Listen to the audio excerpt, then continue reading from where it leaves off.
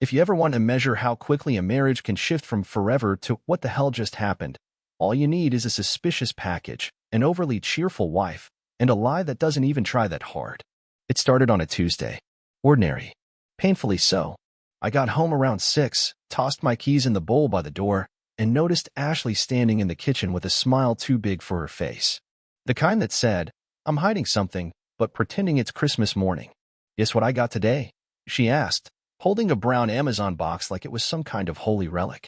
Now, you need to understand something about Ashley. She doesn't guess what. She says what? Immediately. Enthusiastically. And usually with a receipt pinned to the fridge. But not this time. "I don't know," I said, peeling off my jacket. "New yoga mat? Another air fryer? Something we absolutely needed but never discussed." She laughed too hard. "It's a set-top box. You know, for streaming. My brother's been complaining about his reception lately, and his birthday's coming up. Thought I'd surprise him." I blinked. "Your brother lives in San Diego." "Exactly," she said, voice syrupy. "I'm mailing it to him next week."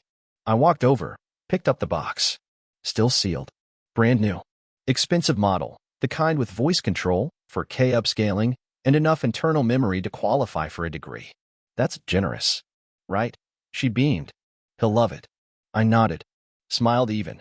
But something in the back of my brain pulled the emergency brake. Ashley has two tells when she's bluffing. She repeats compliments like she's trying to hypnotize you, and she can't sit still. Right now, she was practically vibrating. Still, I played along. Why? Because sometimes you don't challenge the lie, not until you know why it's there. So, I went upstairs, took off my shoes, and let the thought marinate. The set-top box. A gift for her brother, who lives 2 states away, but hadn't spoken to her in, what, 3 months? 4? Interesting. I didn't say anything that night. Just watched her, quiet and methodical, as she made dinner like nothing was off. But it was. I just didn't know how off yet. And as I lay in bed, eyes on the ceiling, I had no idea that this simple box, this little plastic rectangle, was about to unravel the whole damn thread. The next day, I waited until she left for work. She kissed me on the cheek, tossed a "love you" over her shoulder like a casual afterthought, and drove off in her Prius with that little floral air freshener dancing on the rearview mirror. I watched her go from the window. Not like a stalker, more like a man watching the last bus pull out of town while holding a return ticket. Then I turned to the set-top box. Still on the counter. Still in the Amazon packaging. I sliced it open with the kitchen knife we got as a wedding gift. Funny how objects don't know they're part of a love story. I wasn't sure what I was expecting. An invoice to a hotel? A love note from a secret admirer inside the HDMI port? No. It was just a set-top box. Untouched. Pristine. But I noticed something else. The model wasn't the same one she said it was. See, Ashley had rattled off the name the night before. It's the Ultranova 4000, she'd said. This? This was the 7000X. Big difference. Twice the price. Twice the features. Definitely not the kind of thing you buy for a guy who still uses a flip phone and thinks TikTok is a brand of breath mints. So why lie? I turned it on. Hooked it up to our spare TV in the guest room. Walked through the setup like it was a ritual.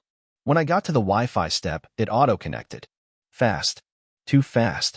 That meant someone had already connected it to our network. And it got weirder. I opened the Bluetooth settings. One paired device, Ash's AirPods Pro. Now, I'm no genius, but I know this. If you're buying a box as a gift and haven't even taken it out of the plastic, how the hell is it already paired to your personal headphones? I stood there for a long minute. Quiet. Still. Listening to the hum of the refrigerator. I didn't confront her. Not yet. That's not how you catch a storm, you let it gather. Let it show you its direction.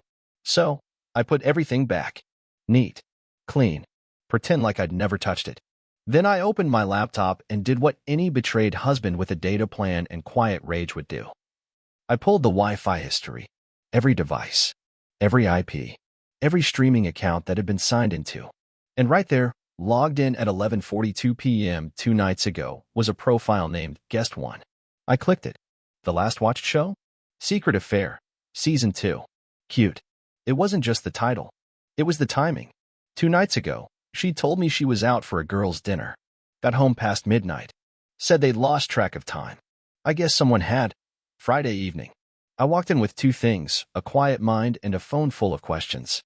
Ashley was already home, standing by the window with a glass of wine in her hand like she'd practiced the pose for a commercial. She turned when she heard me. "Hey, babe. You're early." I nodded, hung my coat. "Slow day." She smiled. It didn't reach her eyes. I walked over, kissed her cheek, because we were still doing that, apparently, and asked, "So, your brother get the set-top box yet?" She blinked.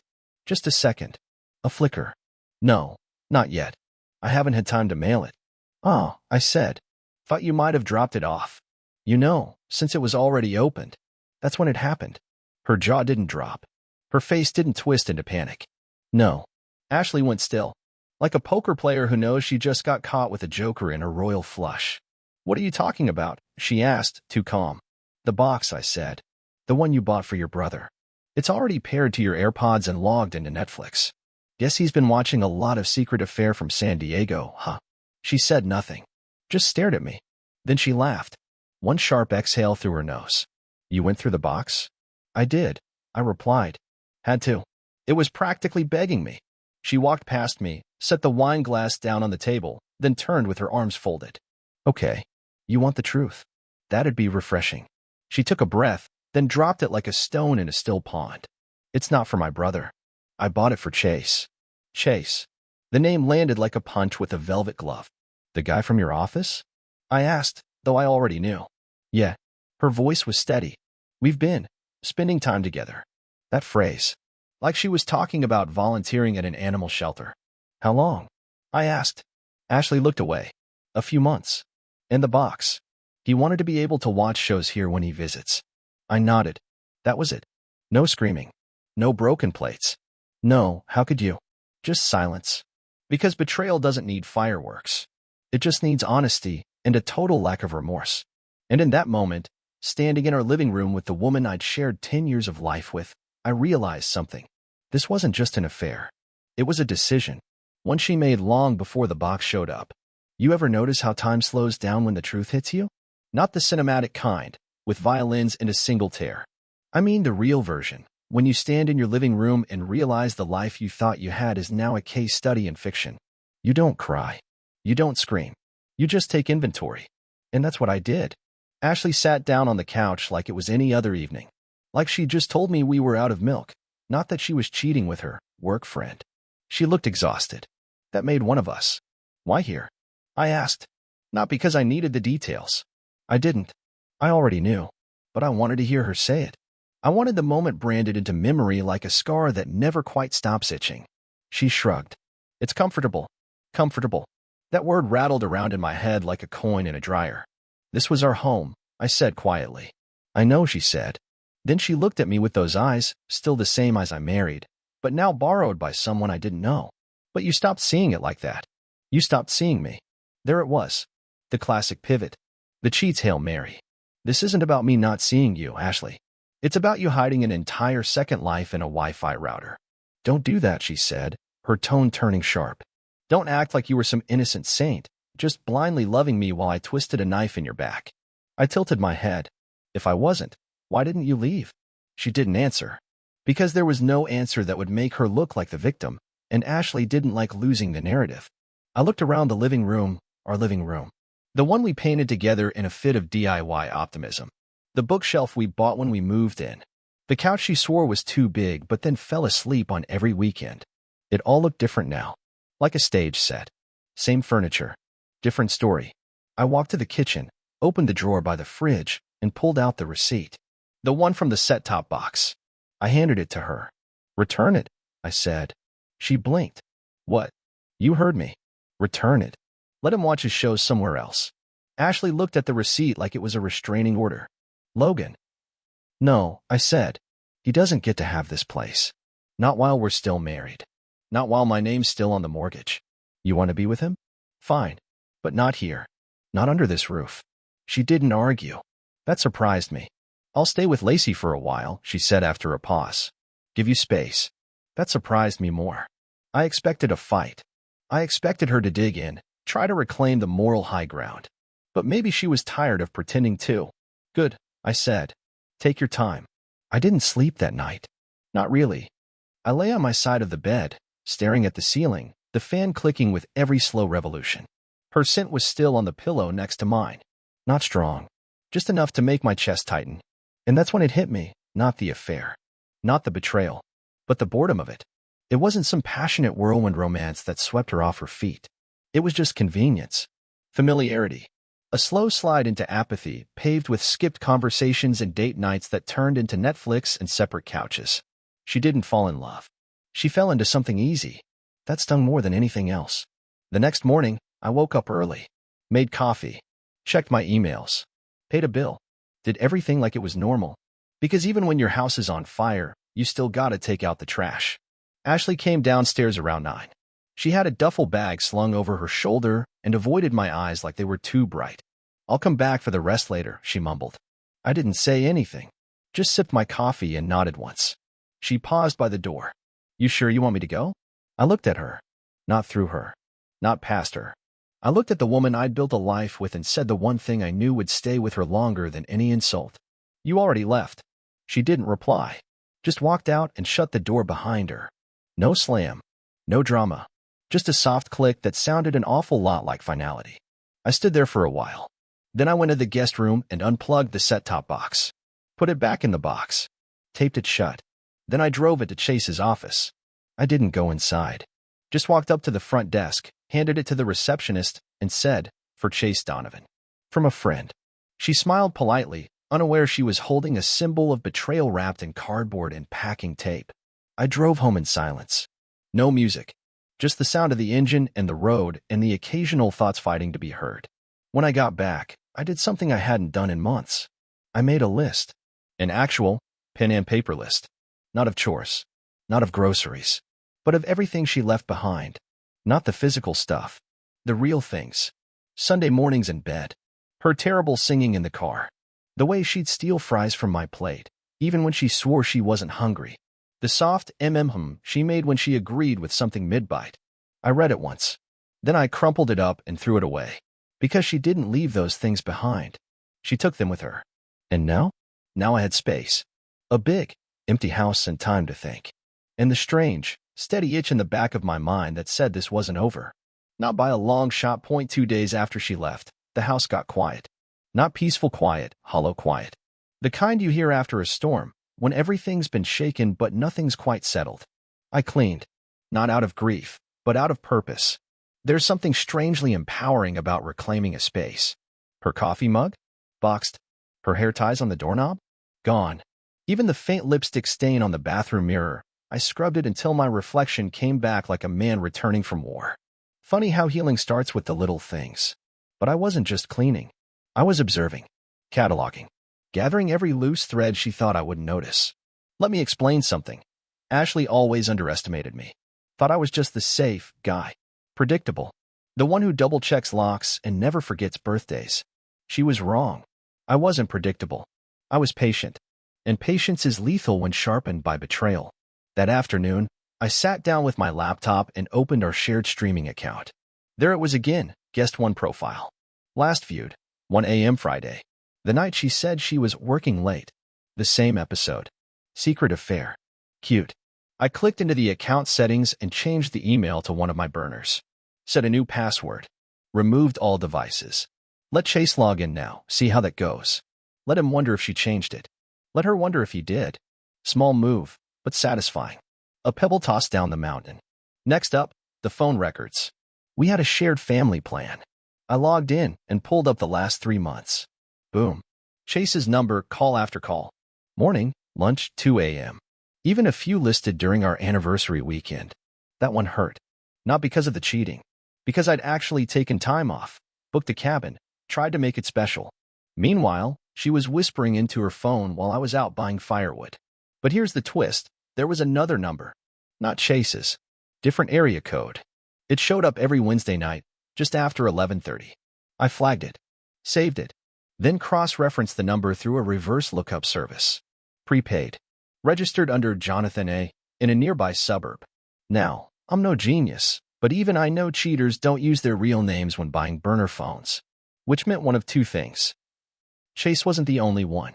Chase had some competition. Neither option made me feel better, but they both made the next step easier. By the end of the day, I had a plan. Not for revenge. Not yet. just for clarity. So I called Lacey, Ashley's best friend. I kept it simple. Hey, Lace. That a weird question. Has Ash ever mentioned a guy named Jonathan to you? There was a pause. Then, no? Why? I laughed lightly. Just came across the name on a card in her drawer. Thought it might be someone from work. She hesitated again. She doesn't work with anyone by that name. Got it. Thanks. That was all I needed. Lacey had to tell she never lies directly. But if you ask a yes or no question, she'll answer it too fast when she's covering. That no wasn't just a no. It was a warning label. Ashley had more secrets than she could juggle, and I was done catching the ones she dropped. Later that night, I sat outside on the porch, sipping whiskey and watching the neighborhood live its quiet, oblivious life. Porch lights glowing. Dogs barking in the distance. Somewhere, someone was barbecuing. Somewhere, someone was still in love. Not me. Not anymore. And weirdly enough, that didn't sting. It cleared the way. That's when I decided it was time to do something with all this information. Not rage. Not tantrum. Something structured. I opened a blank document and titled it Exit File. Page 1. Call log screenshots. Page 2. Bank transactions, suspicious dinners, late-night ride shares. Page 3. Set-top box purchase, delivery, usage timestamps. Page 4. Social media DMs she never meant for me to see, but forgot to delete after syncing her phone to our shared desktop. Classic mistake. Then I printed it all, bound it in a black folder. I didn't want to ruin her life. I just wanted her to know she didn't get away with it. The final touch? I emailed a copy to myself with a scheduled send feature. It was set to deliver to Ashley in 14 days. Why 14? Because in 2 weeks, she'd be feeling safe again. Comfortable. Probably even smug. And when that file lands in her inbox, detailing every breadcrumb she dropped while trying to outsmart a man she thought was too safe to notice, well, let's just say that smile won't survive the scroll. But I wasn't done yet. See, revenge isn't about rage. It's about timing. And the next move? That had to be personal. So I texted Chase. Just 2 words. Nice box. Left it at that. No follow-up. No explanation. Just enough to twist the knife a quarter turn. If Ashley hadn't already told him I knew, she'd have to know. And if she had, he'd know I was watching. Either way, the seed was planted. By the time I went to bed that night, the house felt different. Lighter. Not healed. Not even close. But ready. Ready for what came next. Point 1 thing nobody warns you about when your wife cheats. The silence afterward isn't peaceful. It's performative. Everyone's pretending like nothing happened, neighbors waving, coworkers smiling, the dog still wagging his tail like your heart isn't a smoldering pile of wood where your life used to stand. But the silence is a tool. You just have to learn to swing it like a hammer. By the end of the week, I had Ashley's schedule memorized. Not intentionally, it's just what happens when your sleep turns into a 3 a.m. planning session. She worked from the office Monday through Thursday. Fridays were remote, which meant Chase, or Jonathan, or whoever was lucky enough to get the Wi-Fi password. So I picked Thursday, and I bought a gift basket. Now, this wasn't your average fruit and cheese sympathy package. No, this was a carefully curated collection of small, polished truths. At the top, nestled among the shredded gold paper, was the set-top box cleaned, repackaged, and tagged with a card. You left this at my house. Thought your brother might miss it. Under that, I placed a glossy, spiral-bound copy of the exit file. Color-coded. Tabs included. My inner project manager couldn't resist. The final item? A pair of red heels she claimed she bought for a wedding. The wedding never happened, and neither did the friend who invited her. But I found the heels in the trunk of her car next to an overnight bag packed with 2 changes of clothes and a toothbrush. Yeah, I checked. I'm thorough. Now, the delivery address? Chase's office. I made sure of it. Not his home. Not his gym. His office. Where his name was on the door, and his secretary still had the gall to call me Mr. Logan last time I showed up with a lunch order for Ashley. So when the basket arrived, I imagined the moment clearly. Chase at his desk, surrounded by the kind of coworkers who compete over espresso machines, getting handed a wicker basket full of betrayal at 10:13 a.m. on a Thursday. And Ashley? Well, she didn't call.